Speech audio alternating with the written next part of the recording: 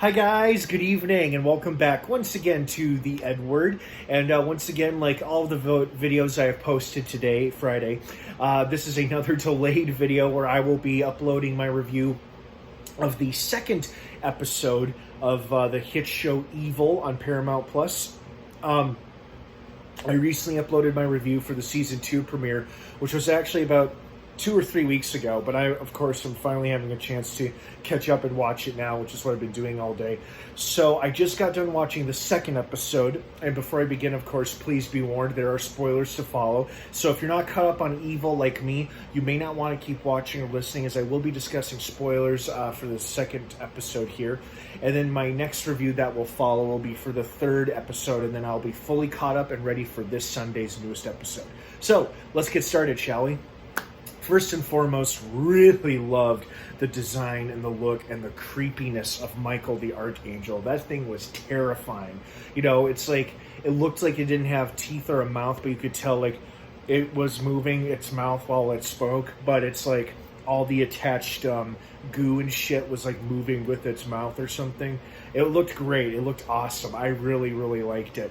And I thought that was a great demon or creature to show off and showcase. Even though technically, you know, that might have been a hallucination or just the imagination of David, it was still a very awesome, cool-looking design for a big, scary angel or demon or whatever the hell it was. I also love how this episode got back to what makes the show so interesting. It's that whole, I guess, not necessarily science versus religion, but it's more like fact versus belief, which I guess is kind of the same thing. But it's always done in a very respectful, tasteful way to both sides. You know, they don't outright slam or denounce religion, and they're very respectful about it, which I'm sure many people appreciate. And they also don't downplay the factual truth either. And I love how David and Kristen balance each other out, one feeling strongly about one side more than the other. And I really like that. You know, they were just investigating this case, and I'm not sure if we're supposed to believe that the wife really did turn into a pile of ash or whatever the hell that was, or if he's got his wife locked up somewhere and she's just hidden away or something. So that was a little unclear. But wow, was Leland a dick in this episode. Like, he physically assaulted Kristen's mother. He broke off his engagement with her. He fantasized about killing the wedding planner, which I knew had to be a fantasy or he was daydreaming. And as soon as it happened, I'm like, he's got to be daydreaming. And as soon as we heard her talking, Leland, what do you think? He's like, huh? Like, he snapped out of it. But it was no fantasy when he grabbed her by the wrist when she met him for drinks or dinner or whatever that was. Although I do love how she turned it around on him and like started to hurt his arm, threatening him that he wasn't the first creep or devil that she had dated or been with. And I'm not sure why all of a sudden he's trying to get back with her. Like, did he end his plan too prematurely with her, or was it just a moment of frustration?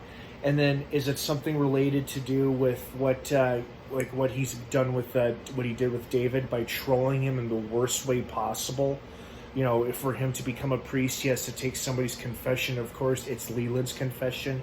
And Leland basically outright confessed or admitted that he had a hand in his former wife's death or suicide from the sound of it. But he, like, pushed her to commit suicide. And boy, that must have been tough for David. I like the old nun lady. She seems pretty cool. Wasn't sure if she was real or not when she came mopping in and then she disappeared so quick. But she's a real lady, and she seems to be fairly progressive as well. Like, she knows how to deal with problems with a modern take, all while keeping it in the church. So I'm hoping this is a recurring character because I like her. And I just started watching the third episode, and she's in this opening scene, so I'm happy to see that.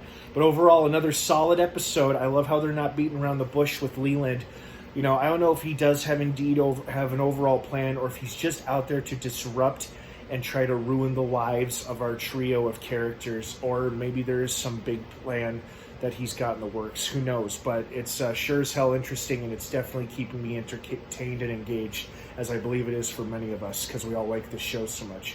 What did you guys think of the second episode? I'd love to hear your thoughts and feelings on it. Let me know down below in the comments section what you guys thought of it and what you're hoping to see this season. All right, I will see you guys back later in about an hour or so when I do my review for the third and most recent episode of Evil. Then I'll be fully caught up. Thanks for bearing with me, guys. Have a great one. And of course, until next time, may the Force be with you.